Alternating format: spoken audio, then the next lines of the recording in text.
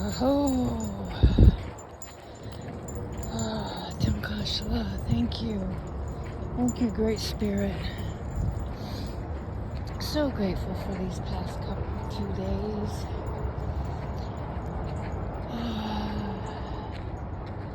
So, had my procedure yesterday, and for that I am so grateful. I mean, for me, it kind of felt like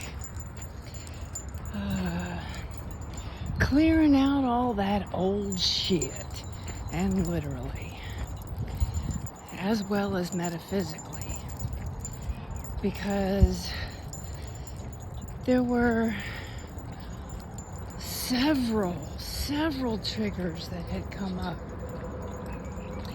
and yet being in a space of having been trained, you could say, to take it back inward, shift up the energy, stay in your lane, speak your voice, my feelings are valid, different things like that. So, what is it, buddy? You really want to check something out over here, don't you? We're on a different portion of the path,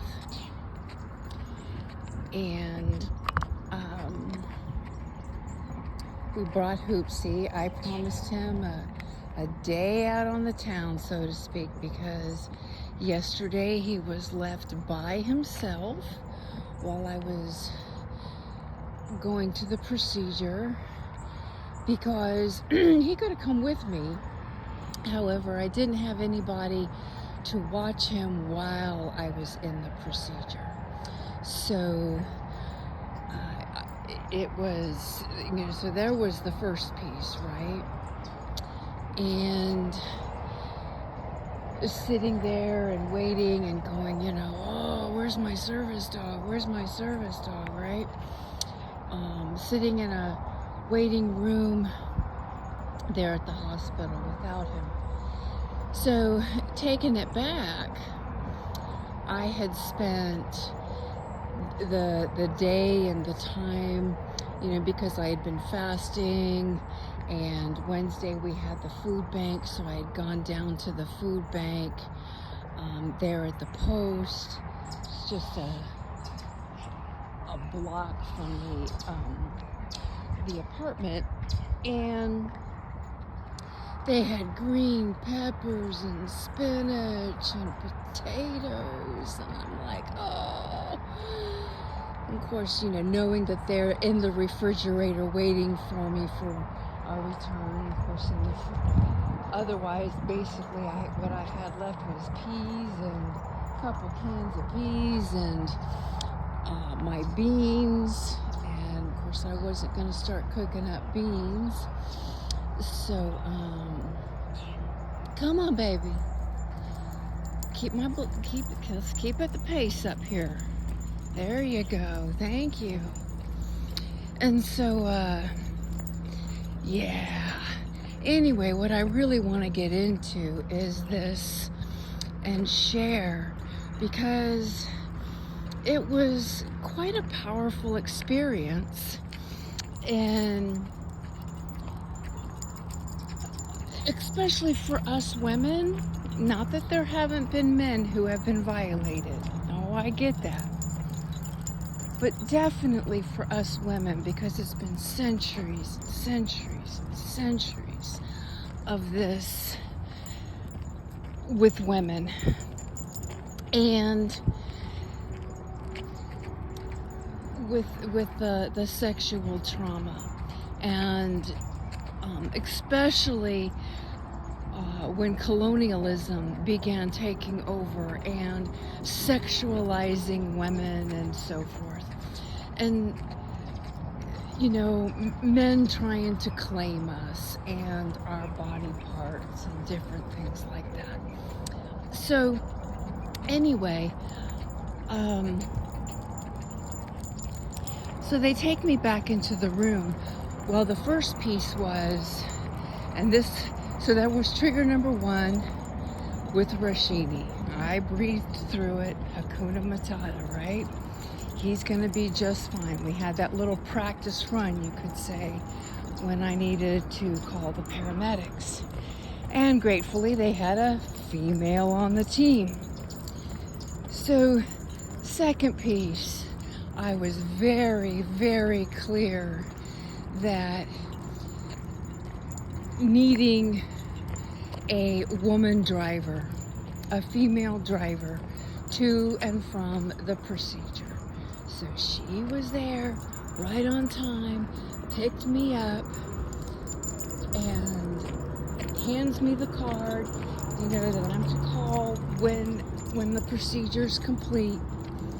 Well, I was under the understanding that she was going to be staying there, that they needed to stay there, and whoever dropped you off in a procedure like this. Well, apparently not. So, before even getting out of the car, I'm like, well, wait a minute, are you going to be the one picking me up?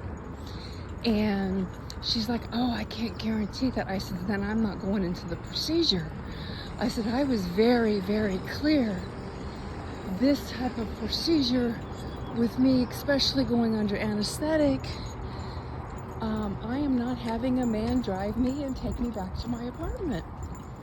It's just not happening. This is the only reason I scheduled it was because I knew you were going to be here for me.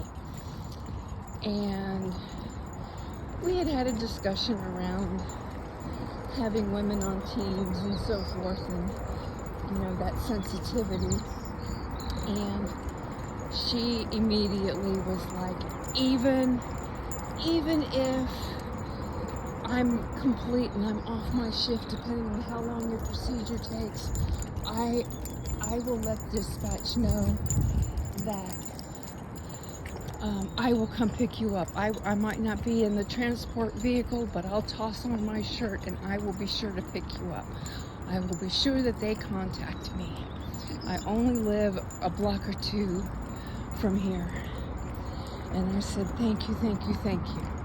So I dried up those tears. She's like, dry up those tears, go on in. It's kind of that put your big girl panties on type of thing. And I said, okay. So, hi there, beautiful. So, I go on in. They do their thing and checking me in. And I go back where I'm supposed to be. And of course, I'm the only one in the waiting room. And I needed to sit there for a little while. Of course, I have my music playing. And I had spent 24 hours staying in my astrology, Big Bang Theory and laughing, doing my meditations and guided meditations and Sophrogio frequencies and Arcturian medbed it was Lemurian. I did both. And my science of mind treatments and, being in that good space. So I returned to that space. Well, then when I get taken back into the room and, derobing and putting the hospital gown on and the whole 9 yards, and I kept my earbuds and my music playing. And of course, I believe they turned it off during the procedure because it was the same song coming on that I remembered being knocked out to. Maybe it was messing with their frequencies or whatever, I don't know. However, that's not the point, but so a male nurse comes in. They were so kind and considerate. They knew I was freezing. The one lady handed me a heater and like this little heater hose and put it underneath my blanket and said, here's some heat for you. And I'm like, oh, thank you. And so this male nurse comes in And he says, I'm going to be your nurse for the procedure. Now, he had another chick with him, no biggie. They closed the door. She's doing her thing.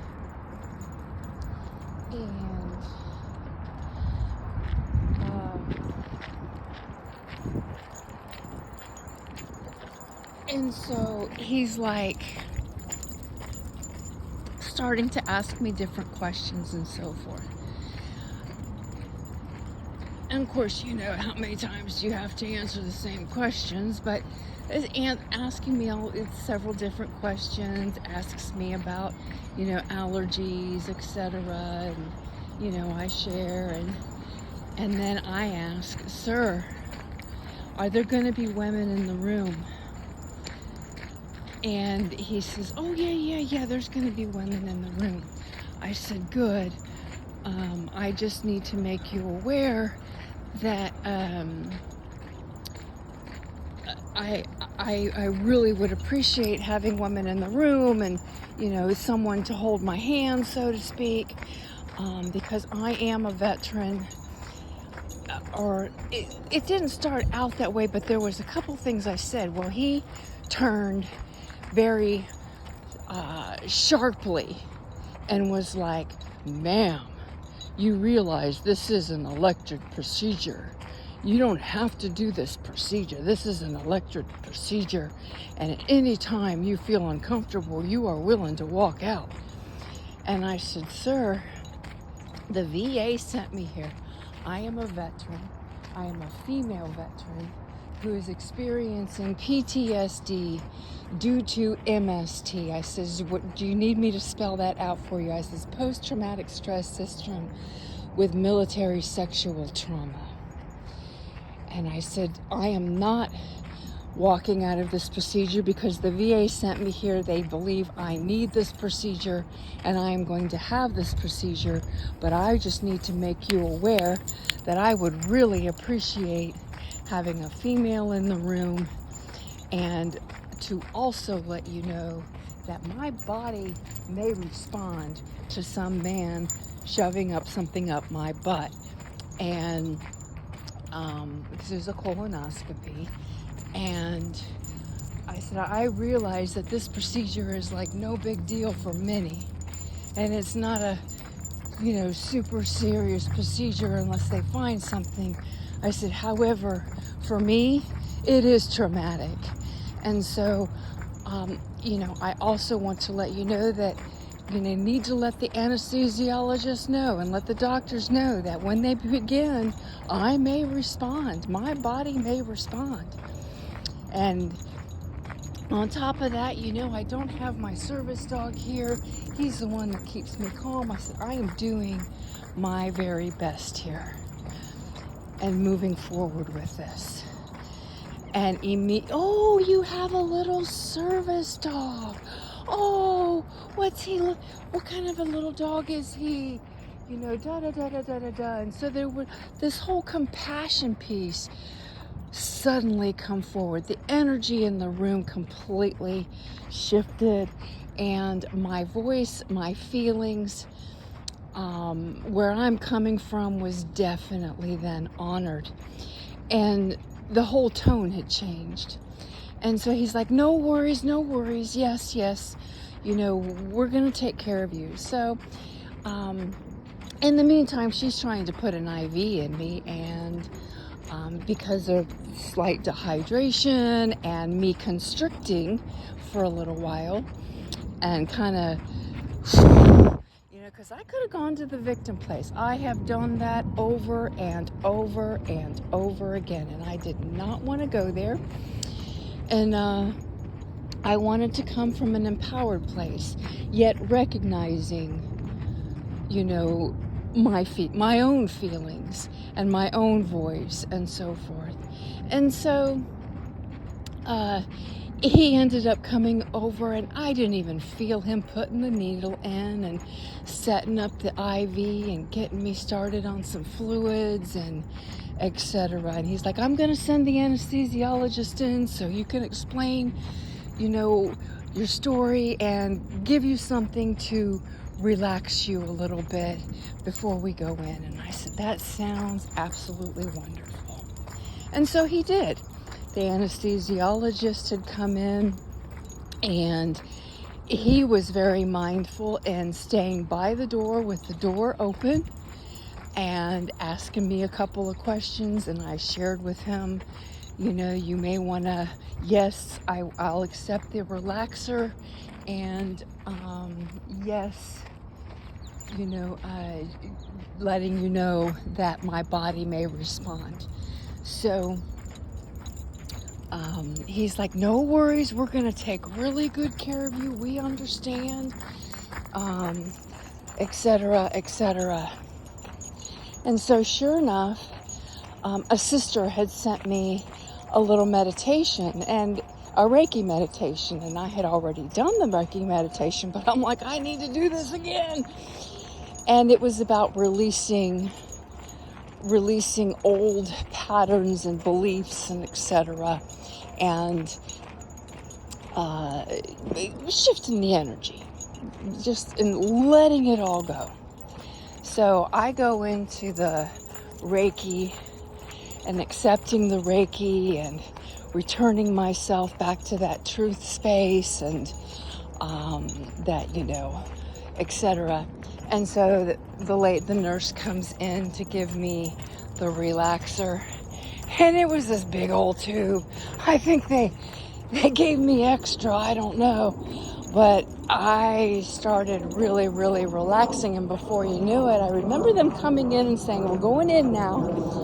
And yet I don't remember actually making it to the room or anything like that. So the next thing I know, I'm in the room, or a recovery room, and there's a lady sitting there with me the whole time, and she's like, well, good morning, welcome back, and etc., etc. And I'm like, hello. And she just looked like this beautiful little angel, It was so sweet.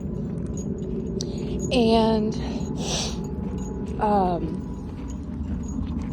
I felt my body numerous times over. And I'm like, oh my gosh, this is one of the few procedures I've ever had where I did not feel violated whatsoever. My body actually felt so respected.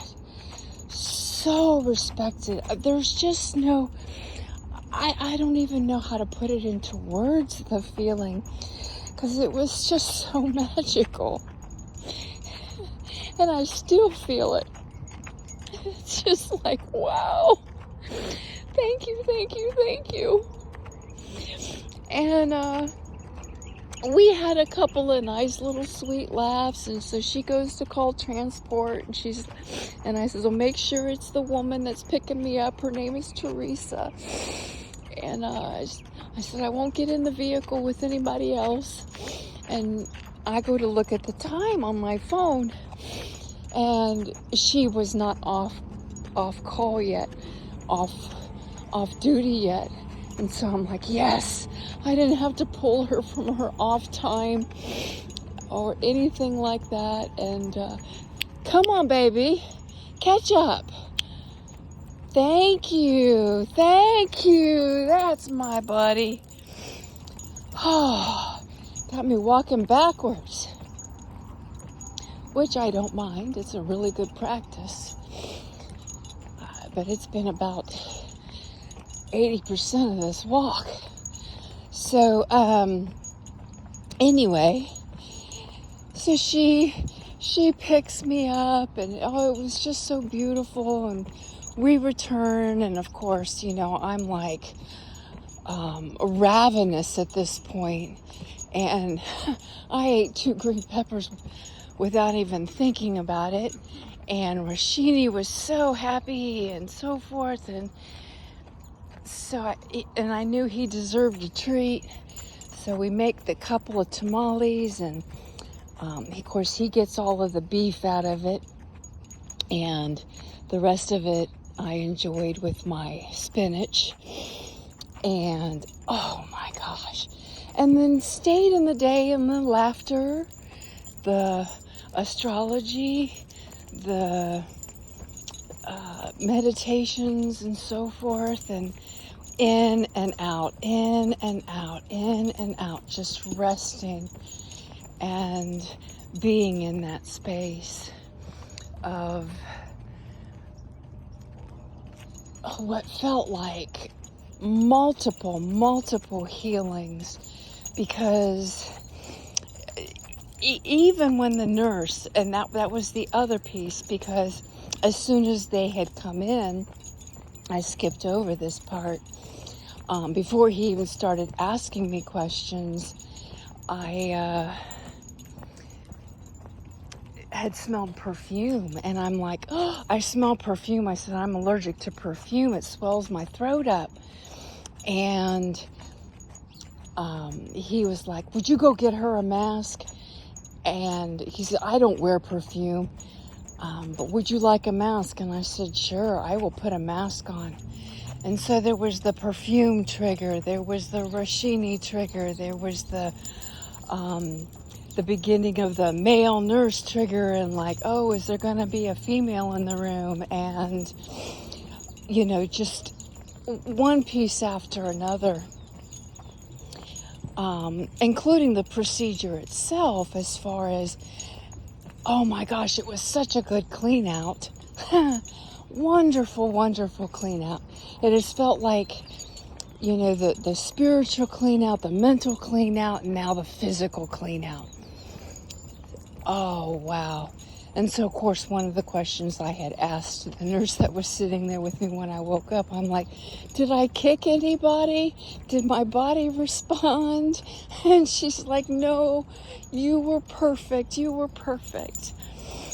And then the other trigger, so to speak, is my only experience with this procedure was with my grandmother when I was younger, and her having the procedure, and back then they didn't have anesthetic.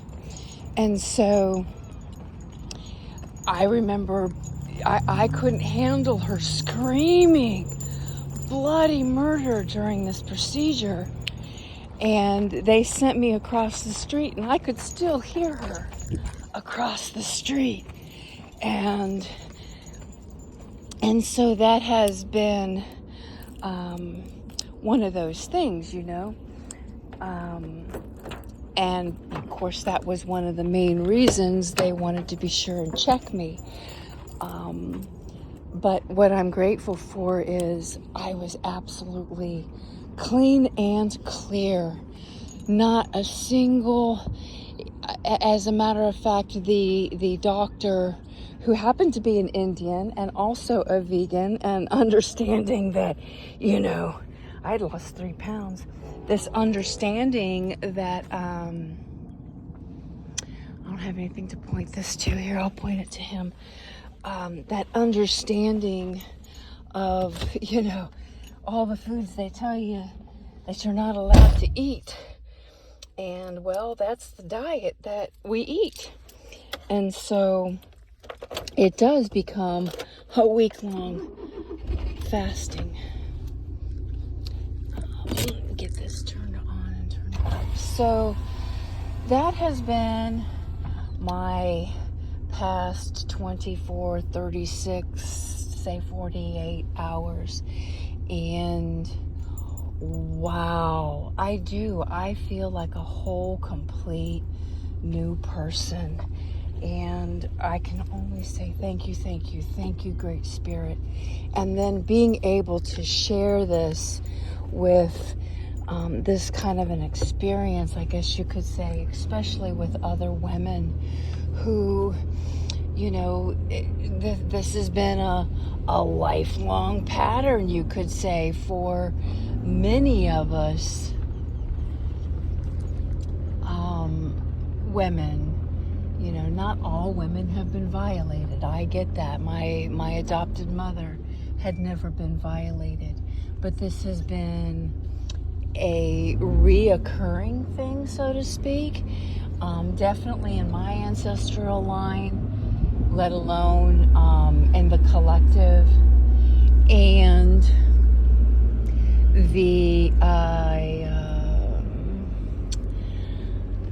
we're working through this now. It's my body, it's my choice type of thing.